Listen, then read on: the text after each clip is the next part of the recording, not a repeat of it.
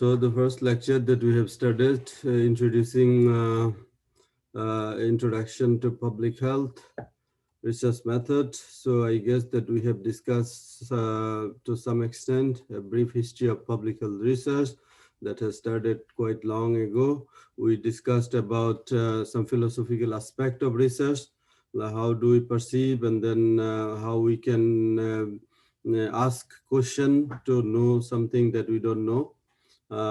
So there are different opinion, different school of thoughts that we discussed under ontology, epistemology, and based on this, and then we also discussed about positivism and social constructivism. So positivism is something that the investigation should be done based on some objective method, and so this is from this thinking the further development has been made to conduct research using quantitative research method by the research to be done to give answer precise response like the percentage or mean, median, standard deviation, the p-value. Those are the things. I mean, positivists believe that we should know precisely uh, about something that we don't know. It's not like the subjective that one person think in one way, another person think is another way. So the social constructionist, on the other hand, they think that we don't, things cannot be always measured objectively. There are certain things in society or even about the happening, the facts that cannot be measured exactly. So you need to know the context, the perspective, in order to understand, in order to get a, good sense of it. So there are always various issues that the context is important than is equally or even sometimes more important than the fact itself in order to come up with a good conclusion about some happenings, some events, some facts. So they give more, emphasis on understanding the attitude, belief, feelings, context, those kind of things. And then from this perspective, the qualitative research method has evolved over time, right? So the qualitative research method not necessarily they rely on the numbers, rather they want to know the narratives, description of the situation. So based on the description, they come up with they draw a conclusion about a situation, about a fact, about an event, right? So, but the fundamentals of this qualitative and quantitative are those kind of understanding, thinking.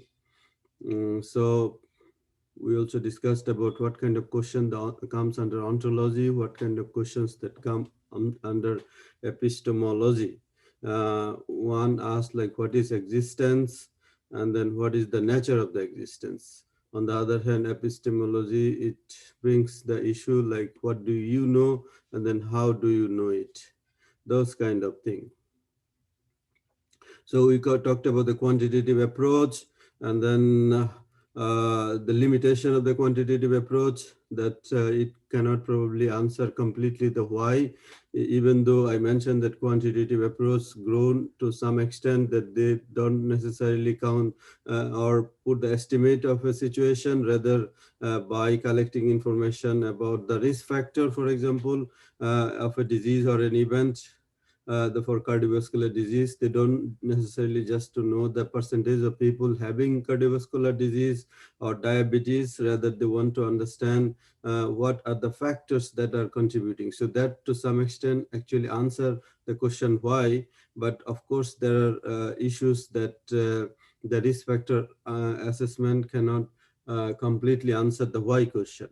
Um, uh, because even some of the risk factor, why these are present or absent in addition to the main outcome. So this quantitative approach cannot answer. So this is a limitation. But on the other hand, the qualitative research, they want to use the word, picture, photo, video, notes, field notes, those kind of thing in order to come up with a conclusion about the situation. And uh, so they first start big and then gradually come up in a smaller conclusion. So this kind of approach is called inductive approach. Inductive is not deductive. So on the other hand, the qualitative, they start with a deductive way, like they come up, they start with hypothesis, specific hypothesis, as I have mentioned, right? The either alternative or uh, null hypothesis, that there is a relationship between an event with an outcome, association between exercise and hypertension, very specific hypothesis, whether null or alternative, right? So then they want to prove whether this is true or not. That's a deductive approach, which is a quantitative approach. But qualitative approach is inductive. They start big and then through the process of investigation, they make a conclusion, which is specific, maybe at the end. But of course, there are limitations. Qualitative research could be biased because they don't rely on too many number of people that they want to talk. Like in quantitative research, we have to have a sample size, which should be desirable sample size, optimal sample size. So like, for example, some survey, you need to use sample size calculation formula in order to know that how many people you need to interview in order to conduct a research. But qualitative, they don't rely on the sample size calculation. So they talk relatively less number of people in order to conduct their research. So that's how probably it introduced some sort of bias. And then also the selection process in quantitative research method, there are various ways that we can recruit the study sample that we have discussed in intro epidemiology class as well, right? This random sampling and then also systematic random. There are various ways, but in qualitative research, they mostly rely on purposive sampling. Purposefully, they select people from different type. Not necessarily randomly they do select, but of course, qualitative research, this selection could be random as well. They can use random selection method, but and then another issue is like generalizability. Since the quantitative research, the survey, randomized control trial, cohort study, or case control study, these are the design that comes under quantitative research mostly. So since the sample size is calculated, since the study population recruitment is based on um, random selection is preferable. Sometimes random is not possible. Quasi-experimental design, not necessarily, but still to some extent, the findings are generalizable. So what this generalizable means? Hello, Can, hello? Professor. Uh-huh. Can you move to the earlier slide? Move to the Like earlier the, slide. yeah, 13 number slide. Okay. Yeah. So, Professor, you named like some of the, uh, like not in qualitative, but in cases of quantitative, you named some of the kind of researches, right? Like you mentioned the cohort, and Yeah. there is another. Can you please just give a brief explanation of what these types mean? Because in a lot of articles that we read, we get this kind of words, but we don't really have that knowledge. You are Fabiha, No, Professor Ramisa. Ramisa. Yeah. Uh, For Ramis. quantitative approach, Professor, you mentioned some of the names now, right? Yeah. So Example. you found these terms when you read articles, right?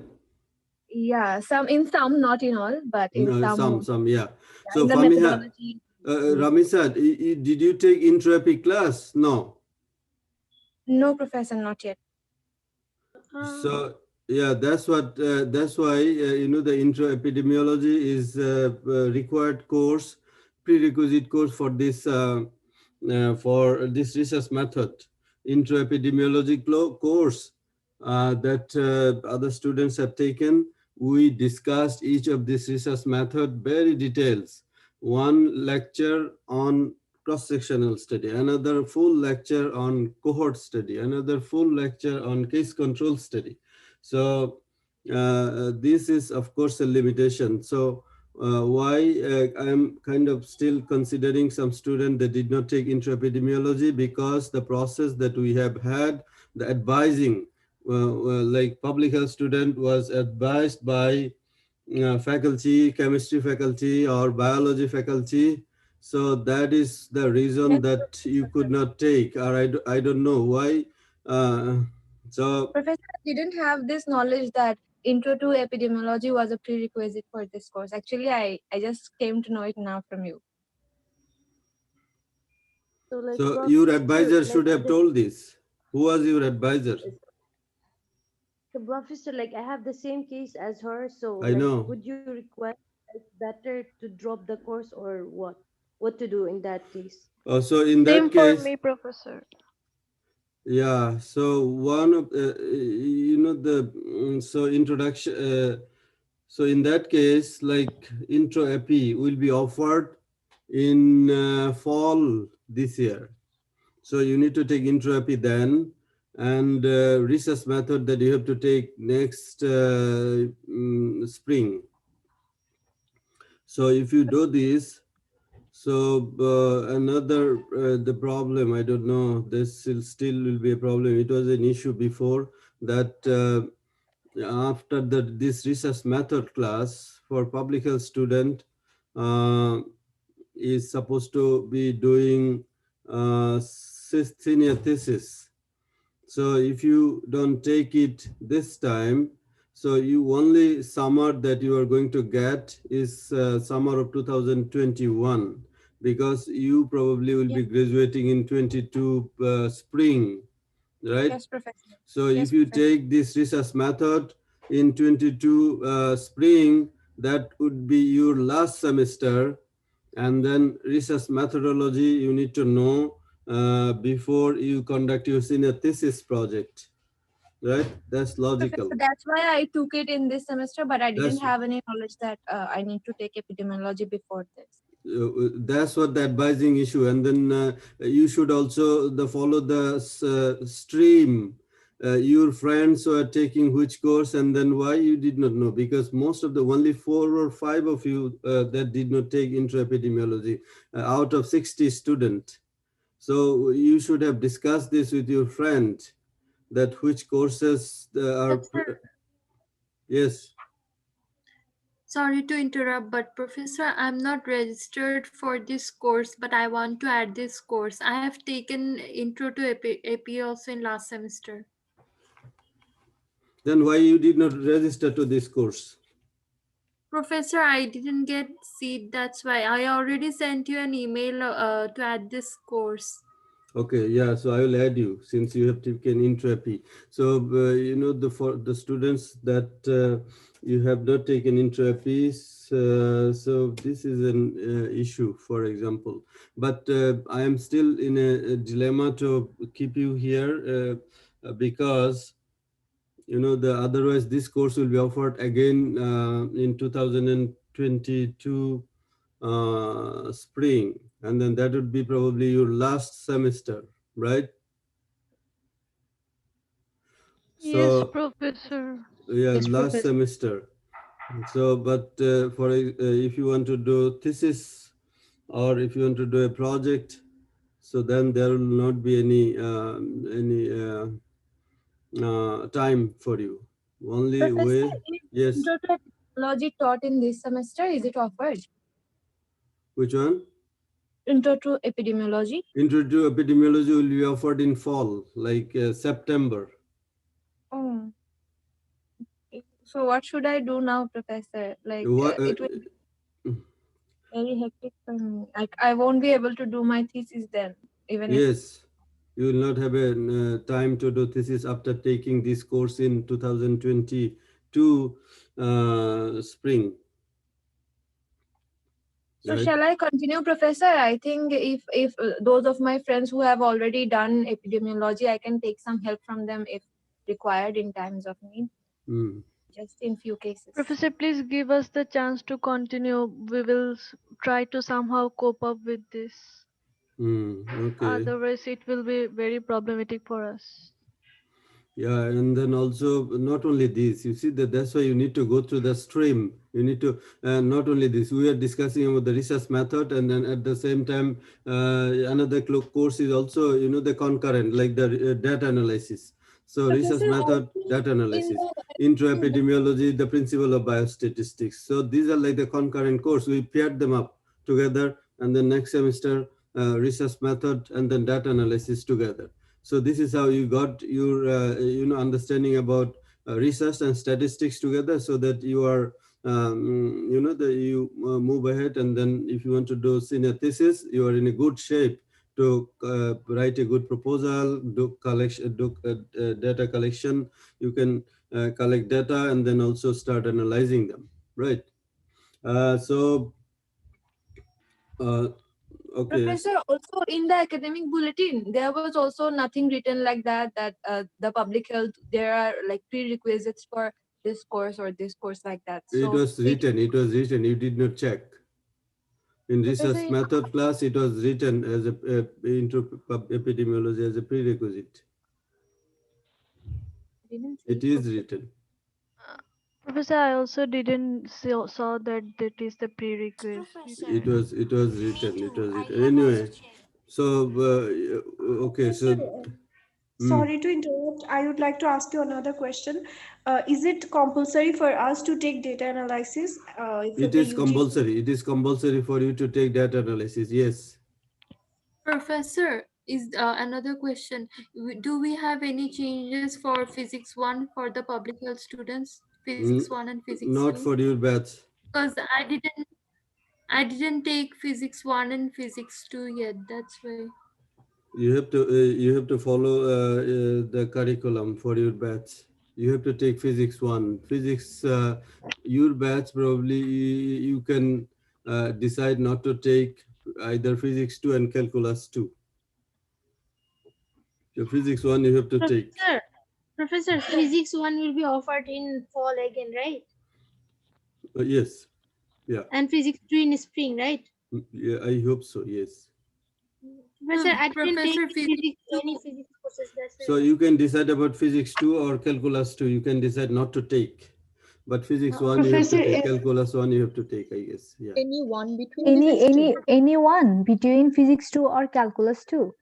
Like we Uh, can decide anyone to take. I think so. I think so. You can make a decision to not to take physics 2 or calculus 2. Professor, These two you can leave Professor, without taking physics 2 or calculus 2 for your batch.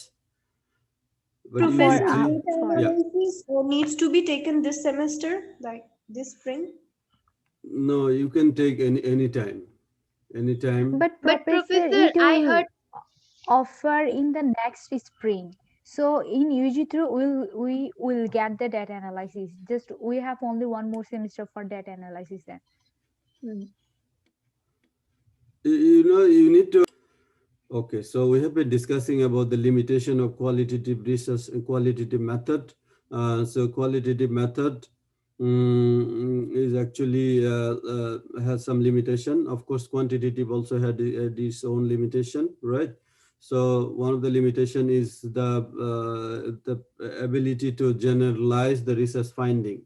So the generalizability is something that we have also discussed in the intra-epi class.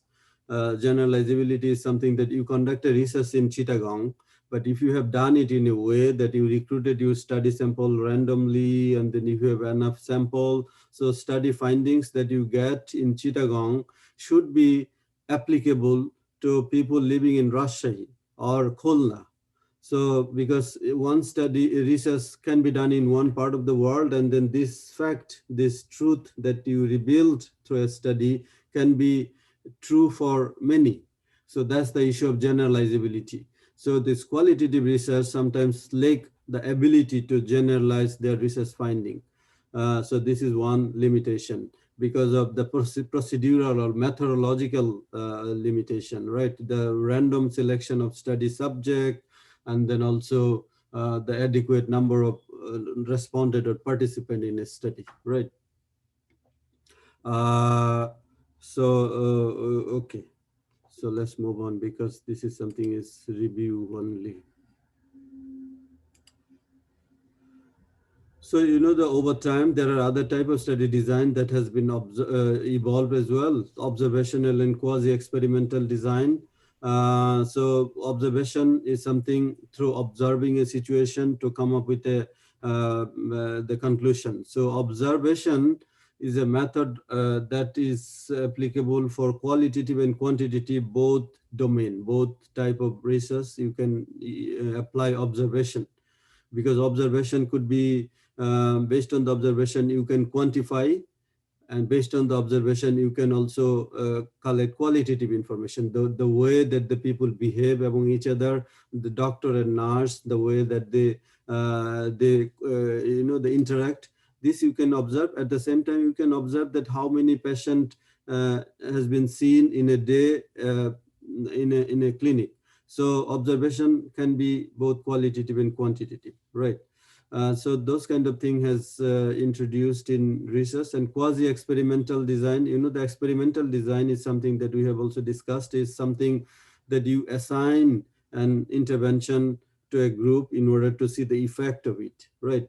And then you decide who gets the intervention, either random selection. But on the other hand, the quasi-experimental design, you select participants, not necessarily the random, but this kind of study design has been evolved over time. So like, for example, the John Snow's experiment was observational quasi-experimental design. It's not necessarily randomized controlled trial, right? So over time, these two aspects in research design has been observed. And then you see some of the fundamental research that has been done in the field of biological science as well. Robert Cox, that he isolated the tubercle bacilli, Vibrio cholera, and others. So those studies are not necessarily randomized trial. Those are like observational and quasi-experimental design. So, so this is something has been incorporated. So another aspect that we also discussed, like the multiple the chronic disease, and then there are multiple risk factor, right? So like, for example, the disease like the diabetes, for example. If you want to understand the cause or the factors that are associated with diabetes, it's not the single factor. There are multiple factors that are responsible or even at least associated with diabetes, right? So in order to understand and then study those kind of health issues that has multi-causality, multi-factor that are responsible.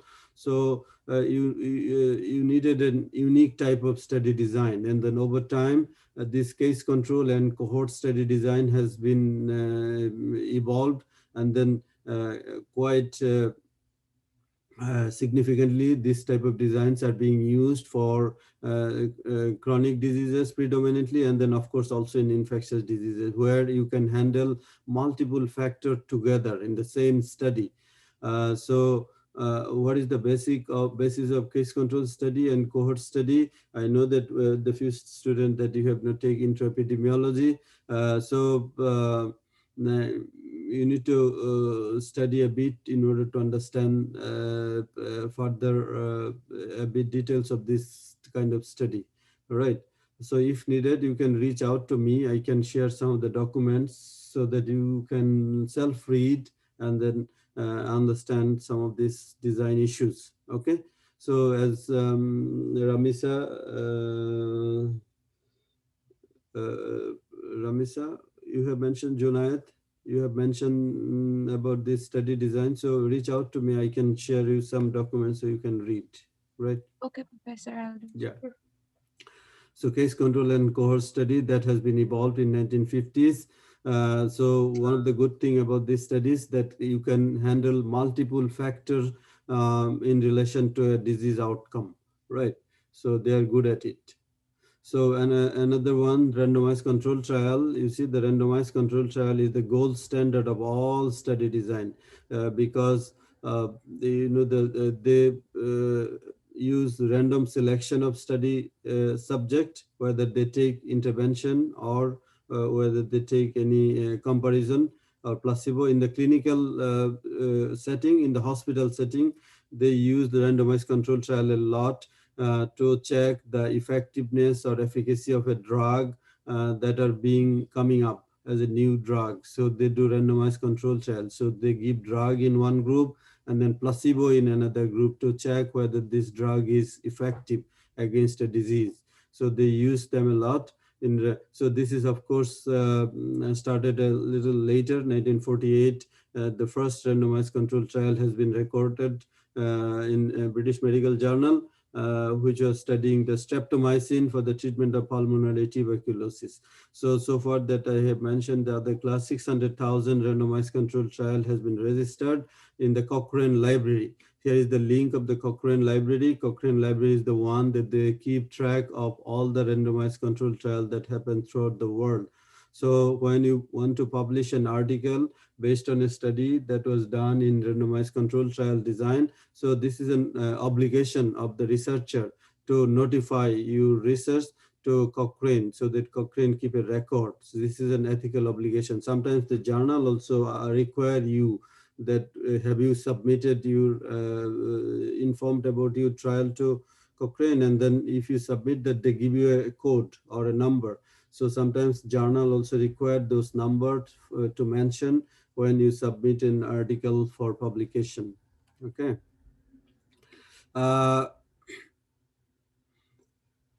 So over time, what has also happened that this multi-causality that I have just mentioned.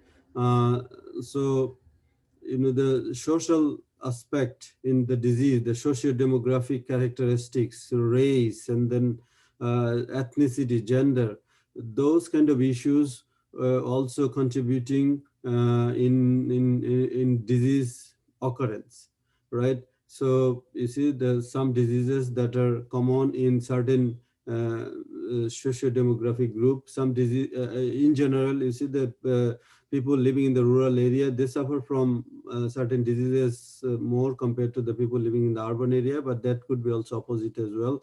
So people of certain race, they suffer from certain diseases more compared to the other race. So this, and then people with low socioeconomic status, people living in the slum, they suffer from certain condition. But of course, people living in the very rich area, they also suffer from mental health issue or the drug issue. They can have also different kind of things, but there are also differences. The disease that are more common in one race versus other race, one poor versus rich. So those kind of structural and social determinants are being recognized as very important part. It's not necessarily the microorganism only, like the Vibrio cholera and cholera, Mycobacterium tuberculosis and TB. This is not like the disease that are biomedical oriented, but social construct of a society is also contributing certain diseases, whether people are suffering more or less. So this social construct as a determinants of disease is being recognized to some time during the journey of research methodology.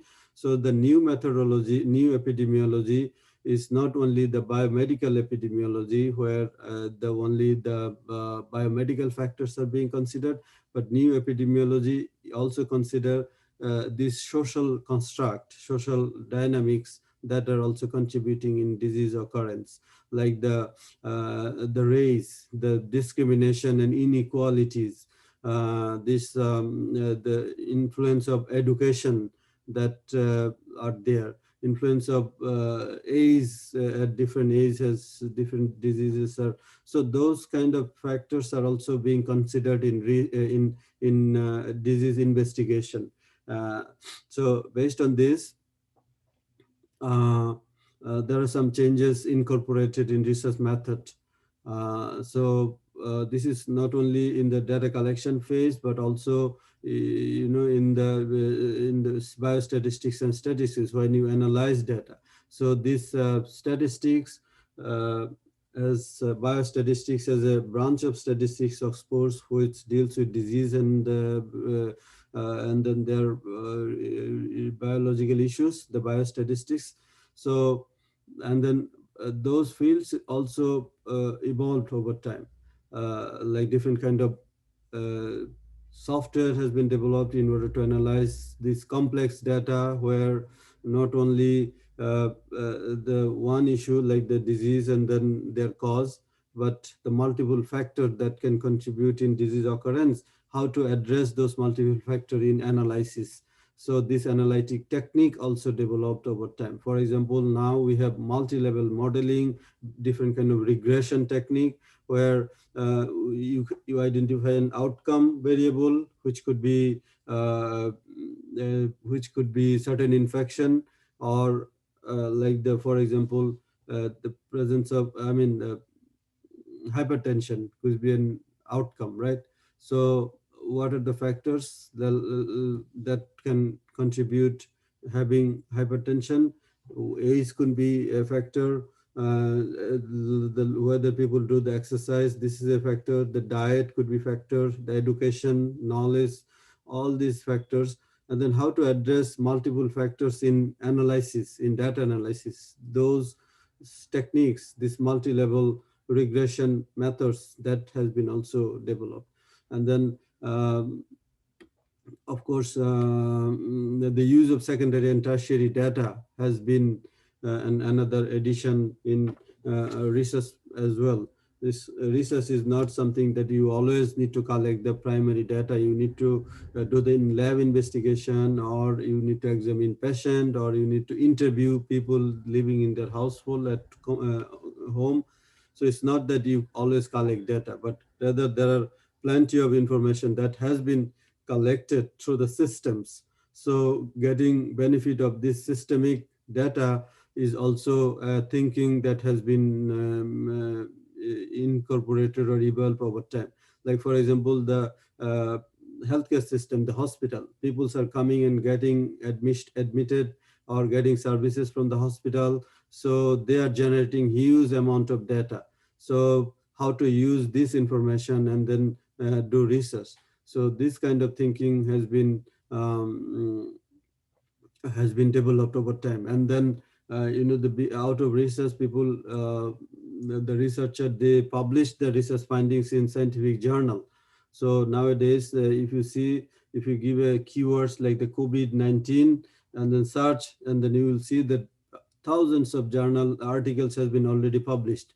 So research could be just done by reviewing those published article, and then you can come up with a conclusion, whether the findings are in the same line or they're contrasting with each other. You can make another conclusion based on the article published on a certain topic. So these are like the tertiary information.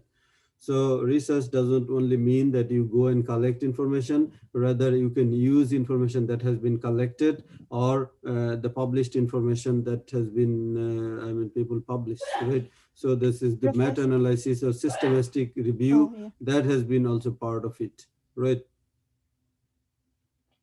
So let me see time-wise, where are we? We have, okay. So the behavioral epidemiology is another important aspect that probably we have just covered. It's like the people's behavior remain important, like the hand washing, like the way that the people sleep, how many hours do the people sleep, whether they do exercise or not. Taking this kind of issue in research method is also becoming important. This all the behavioral or social epidemiology has also become a branch of epidemiology, right? The structural survey and rating scale. The survey, of course, is a method of quantitative data collection. Scale that has been mentioned somewhere. Scale is one of the scale that probably I have mentioned is the Richter. No, what is it? No, the scale. Likert scale, right? Sorry, thank you. The Likert scale has been used a lot to collect data. Like, can you give someone can give an example? I know that you have given once example of a Likert scale that we apply. Likert scale is like what? Like, for example, if you are asked that, do you yeah, how satisfied are you from the healthcare that you have received from a clinic?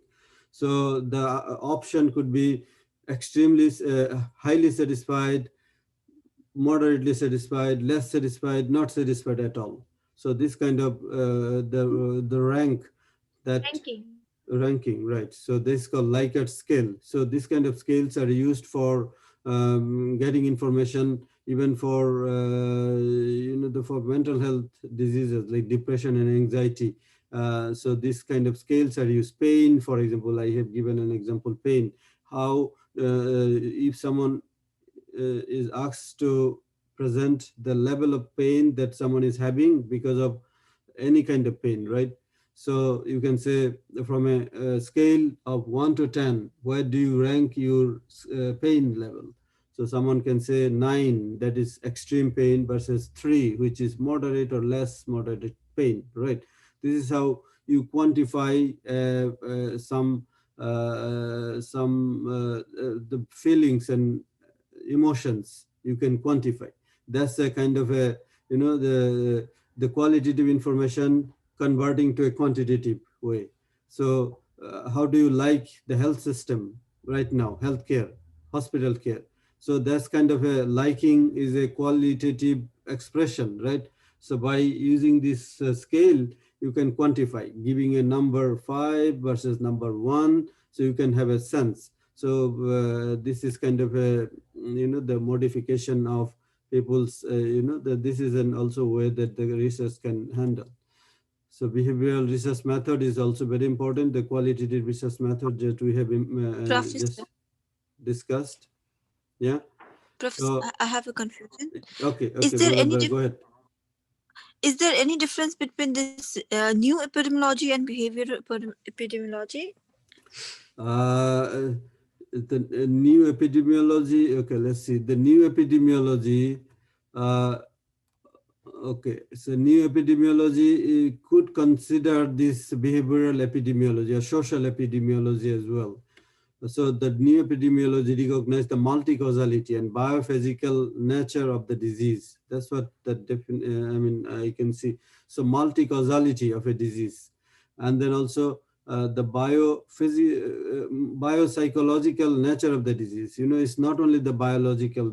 Like you cannot explain by the occurrence of all the the metabolic cycles that are happening inside our body, but this is also psychological state, which is not necessarily a biochemical, the hormones and enzymes, but also other external factors. So taking consideration of those things under new epidemiology, but behavioral epidemiology is, to me, the new epidemiology also include this behavioral epidemiology.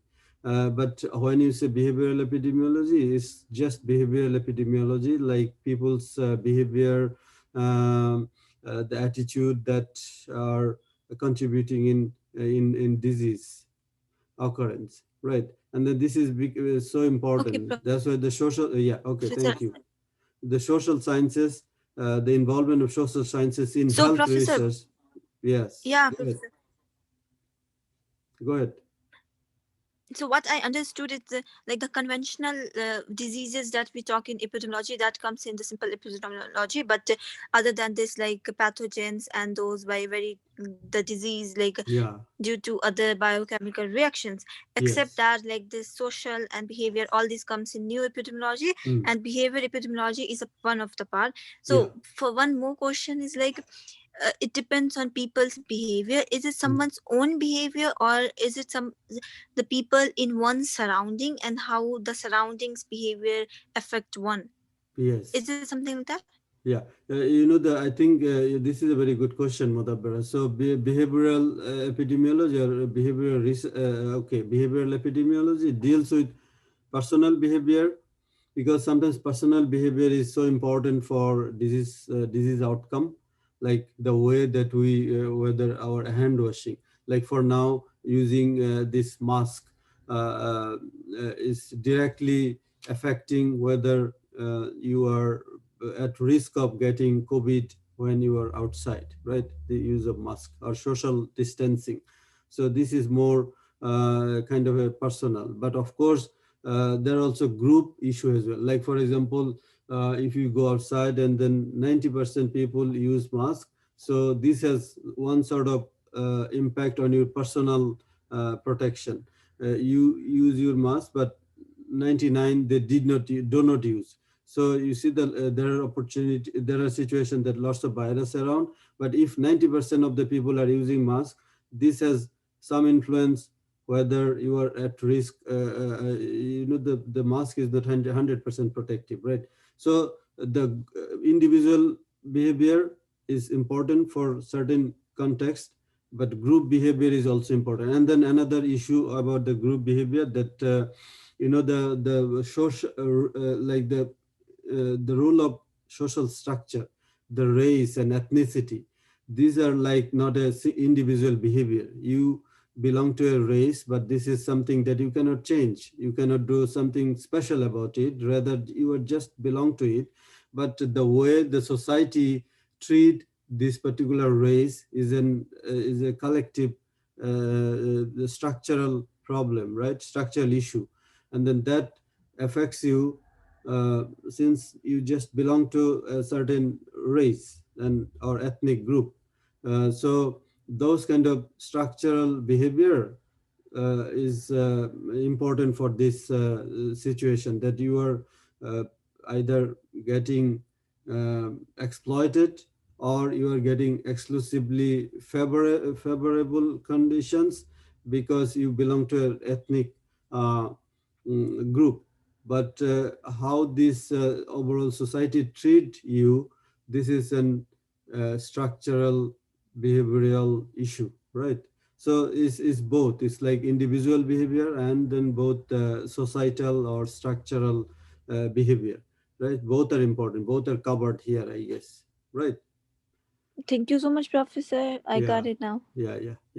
Okay. So you know, the quantitative and qualitative that we have mentioned, it not necessarily they just separate. They are separate, but you can merge them in one research. You can include both qualitative and quantitative research method together, so that you can explain the situation better. So I have seen many studies that they said that they have done mixed method research, meaning that they interview a group of people and then they also conduct focus group discussion to understand the societal perspective of that particular disease issues or this particular health outcome.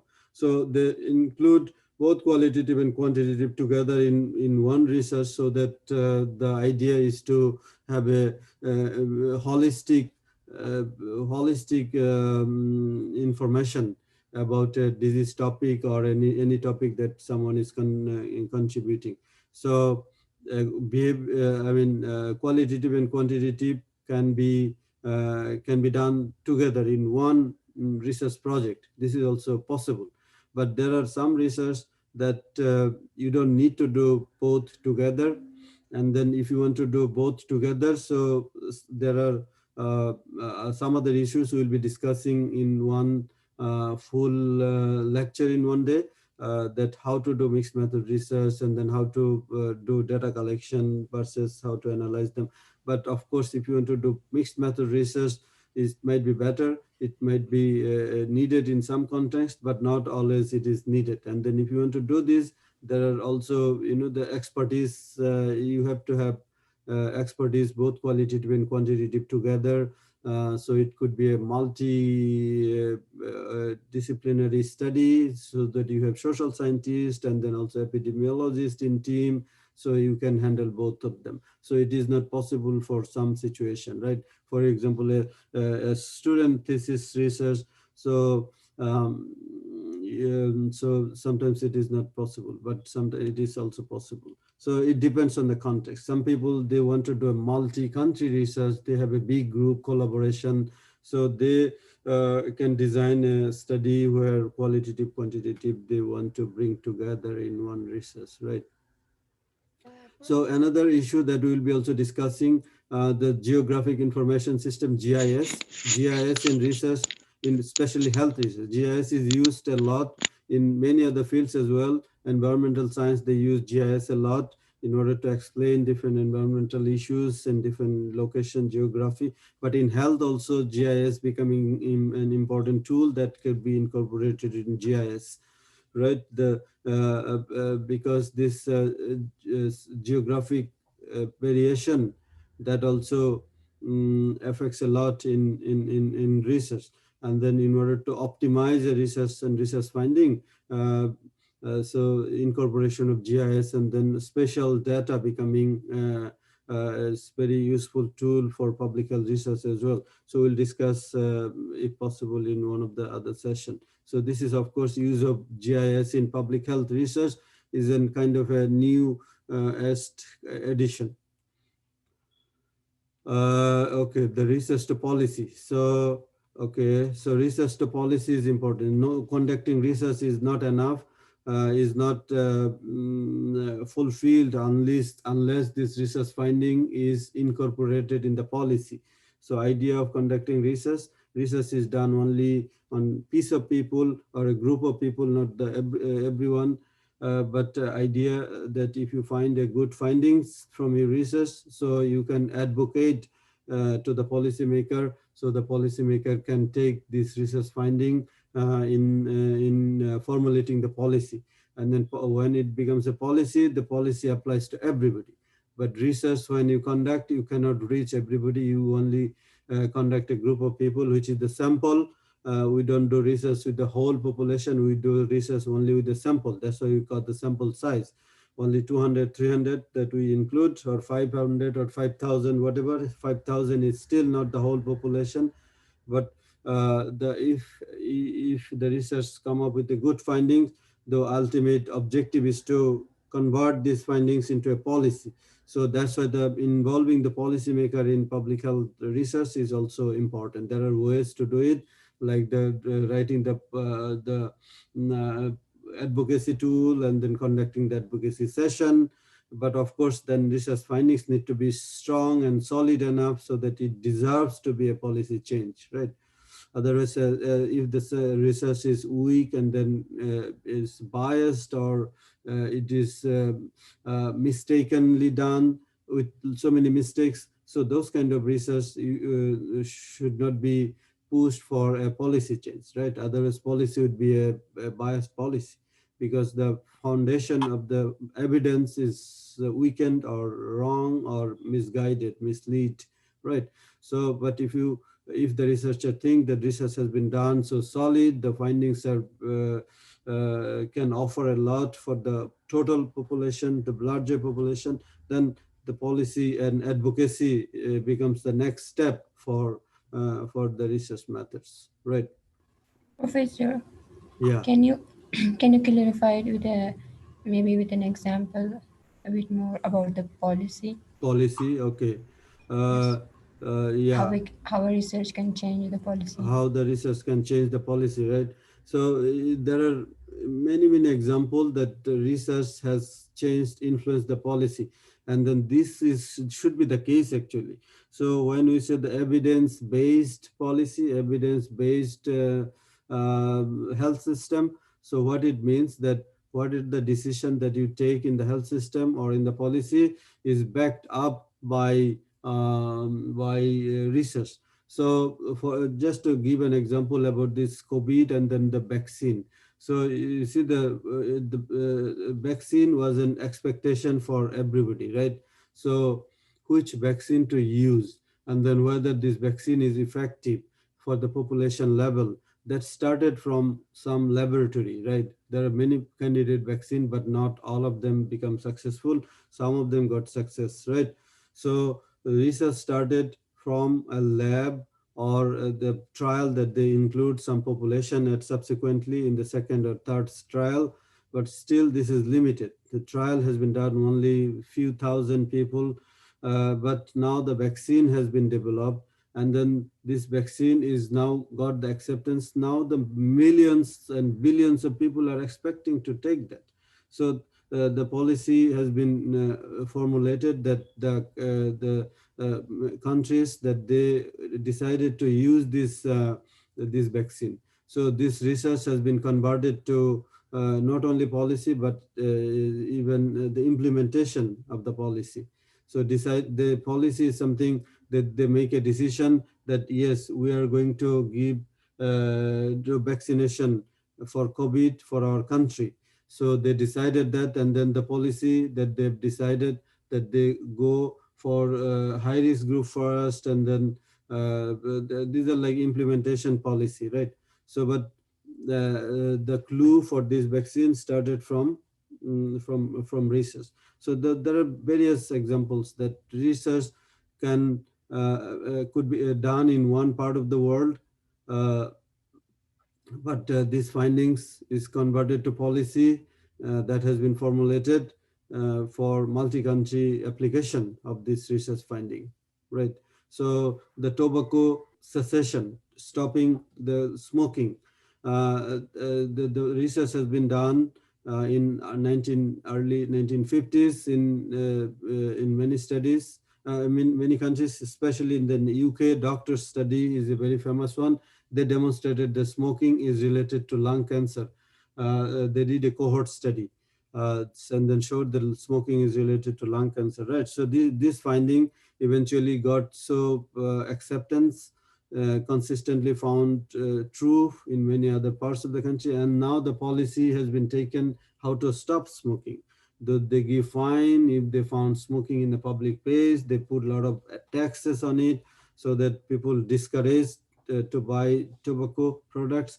So the policy has been influenced from research that has been found that the smoking is bad for health and for lung cancer, right?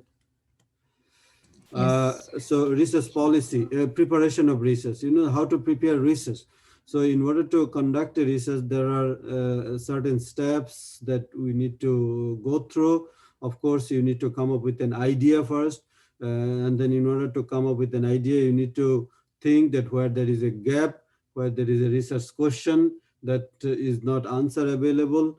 So that comes in the mind of a researcher. So like as a public health professional, you will think about public health issues and then try to see where there is information gap. You will see that where there is a information gap, and then you can come up with a research question that need to be converted as a research project eventually. And then in order to write a research project, there are certain steps that you need to follow that we are going to cover in our subsequent lecture. Right, how to prepare. So this preparation of research needs many steps. One of them is like the use of institutional review board. So research is not something that if it is even comes in your mind and then if you think it's valid, but that also take consideration of ethical obligation, whether you are violating the ethical norms and the standard in the name of research. That has been evidence earlier that research was done because they thought that this should be done, but they did not think about the ethical part of it, like the rights, human rights issue. They violated human rights issue a lot in conducting this research. Research could be so important, but at the same time, you need to take care of the rights issue, ethical issues as well. So that's why the institutional review board has been incorporated. And then you need to go through and take the approval before conducting a research, right? So we are going to discuss this one as well. So democratization of research. So what is it? So increasing use of participatory research. So research is something is also like this, it should be participatory. You cannot force people to become part of a research. So that's why in ethical review process, they also give a lot of emphasis that the participants should not be coerced, rather they should be given option, the voluntary participation. So this is one part of democratization of research. Another part of democratization of research is like research communication. Like if you conduct a research, and your findings should be shared with other people, other community. That's why the publication and then dissemination comes in, right? So if you conduct a research in part of Afghanistan, for example, and then this is your obligation to let people living in other part of the world know about it through publication and conference presentation, and then workshop, so that your research findings is known by others. Of course, this research has to be done with confidence, and then with as much as possible the error free, and then you have probably more enthusiasm to share it with others, right? So this democratization of research is also important.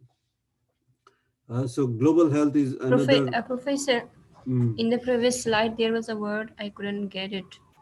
Which one? Can you go to the previous slide? Yes. Which one? There was a previous slide. Yeah, this one. Yes. There is ownership. Oh, what is no, it's like I should be ownership. Okay. There's a mistake, ownership. So this is another aspect. Probably I should give a little highlights. The ownership is important. Community ownership. Like you need to involve the community in research, so that community think that they are also part of it. If this is the case, then research findings become sustainable. For example, you see it's not very common in developing country, but most of the developed country, they have this kind of research, like encouraging people to conduct exercise, physical activity, for example, right? So there are very community program, like you conduct a session, so that people living in that particular community, they come and participate in yoga session or exercise session. Morning walk for the diabetic patient is an important thing. They do the group level activity. So those kind of community-based intervention will be sustainable only when you successfully engage the community people, and then let the community also think that they are part of it. They own this project as their own project. It's not like you got a grant from WHO and then conduct research, and then if you go away, the activity stops. So this is not the idea. Sustainability is also as very important characteristics that is good research findings stay and continue, right? So it only happens if you involve the community, and then let the feelings of the community that they also part of it, they own this program, then only it becomes sustainable, right? So especially for the community-based program, this ownership is very important. The sense of ownership, you must develop the sense of ownership among the community people, so that you can expect this program will be sustainable, right? So this is a democratization of research part. So global health is also an evolving issue. The previously health issue was seen as a personal issue or the familial issue, or now the health issue is not remain only to personal level or family level or even country level. So it affects every part of the world. For the COVID example, I'm writing a little piece of the commentary, probably will come in one of the newspapers soon. So the importance of public health in the light of COVID. So how the COVID has started in China and then now becomes a global problem, right? So now the health issue is not only a localized issue. Most of the health issue that can affect beyond territories, right, across territories. So that's why the global health becoming an important issue, and lots of emphasis should be given. So you cannot just satisfy taking care of your own population in a country, because you cannot protect your country unless you protect people from other part of the world. Because nowadays, because of globalization and very aggressive transportation availability and all this, so disease and other things that cause in one part of the world very easily transmit and cross the border. So that's why the importance of global health is increasing day by day. So health is should be considered in a more broader way, not in a very localized way, right? So global health, importance of global health, we'll be discussing a lot in this course. So I thought that I will also start the second slide, but I could not because of discussion went in different direction. So we'll continue our discussion in next class, and then which will be how to think about research and then how to develop research project. Eventually we'll get there. Okay. So is there any quick question before we end? Professor, when will you add me in the course, in this course? Okay. Sorry, what is the question? Can you repeat? Will you add me in this course? Will you what? Add me in this course. I have So- taken AP last semester. Ramisha Aisha.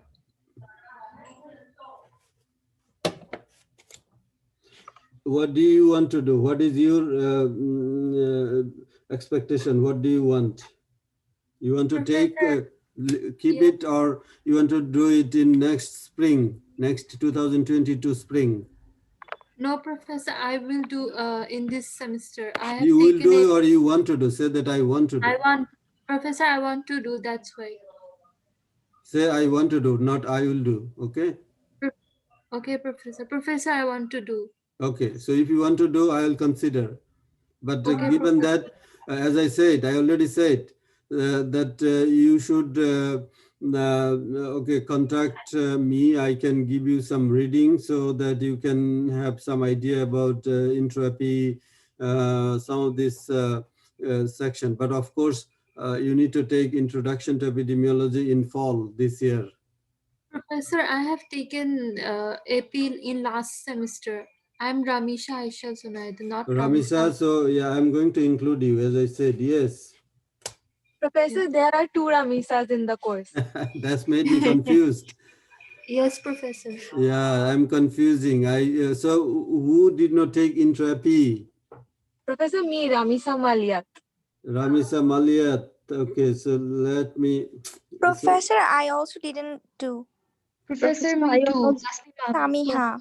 Samiha, you did not take Intro-AP? Professor, are you Professor, taking the Professor. attendance? To Professor, no bracket. Samiha, did you take Intro-AP or not? Not professor.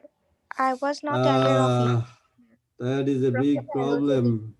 Professor, Professor, Tasneem me Ahmed, I too. didn't take either.